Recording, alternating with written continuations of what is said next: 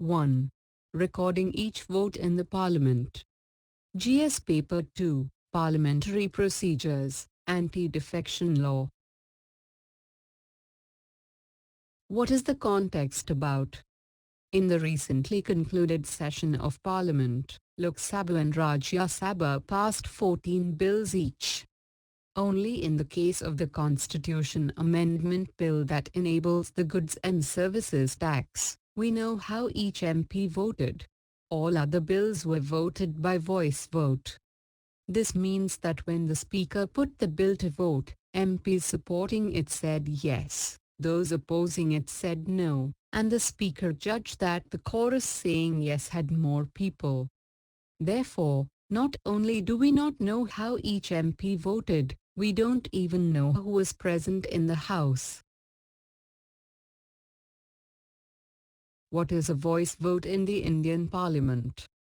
In parliamentary procedure, a voice vote is a voting method in deliberative assemblies, such as legislatures, in which a vote is taken on a topic or motion by responding verbally. The voice vote, or acclamation, is considered the simplest and quickest of voting methods. Very often, legislative bodies use voice vote to pass simple bills, move amendments to the bills. When the House is at general consensus regarding passing, rejection of a bill, moving, not moving amendments, the chairman uses voice vote. For example, if a government has strength of at least 272 votes in the Lok Sabha, it fulfills the requirement of majority. If the Speaker or Chairman acknowledges this majority, he or she does not waste time in the electronic voting process and simply calls for a voice vote. In which case, we may not know the exact number of votes in the favor of the bill, amendment, motion.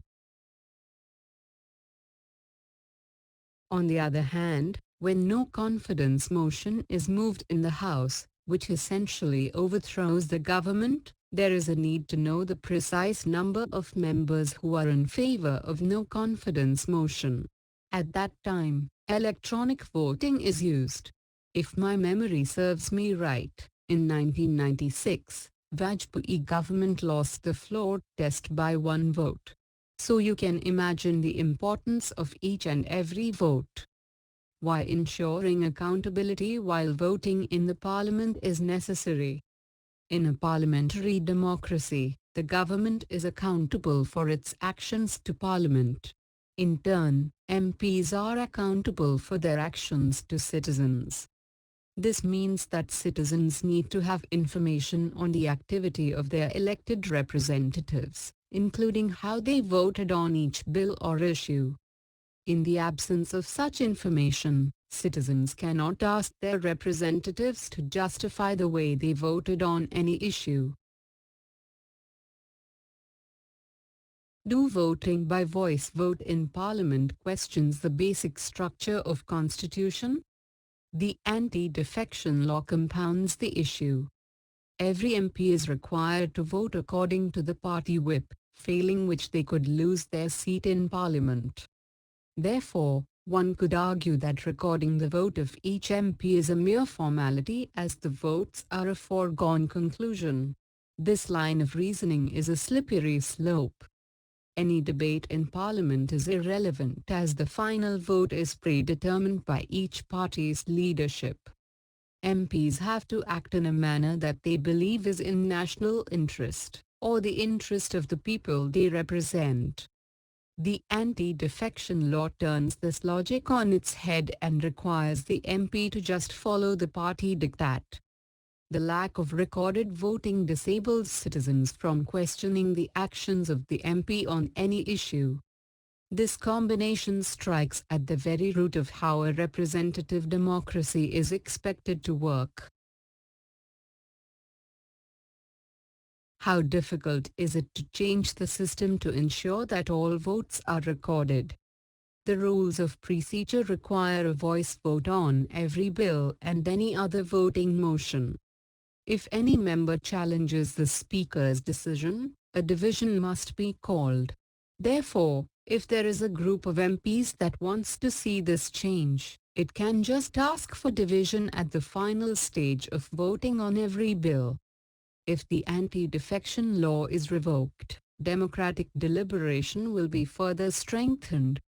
If the government proposes any new law, it will have to convince a majority of MPs instead of just a few party leaders. This will necessitate arguments using evidence and reason, as backroom negotiations would be far more difficult with a large number of MPs. While changing the anti-defection law will require the Constitution to be amended, ensuring recorded voting just needs a few MPs to ask for a division every time there is a vote. One hopes that a coalition of MPs across party lines can take up this reform. The way forward. The infrastructure in our parliament is geared for easy implementation of recorded voting. All MPs have a voting system at their desk and have to merely press the button to record the votes. There could be a significant positive change if all votes are recorded. The need to explain their positions to the electorate will lead to more careful examination and consideration of various issues before MPs vote on them. They will also have a greater stake in intra-party discussions on issues if their votes are determined by the party whip.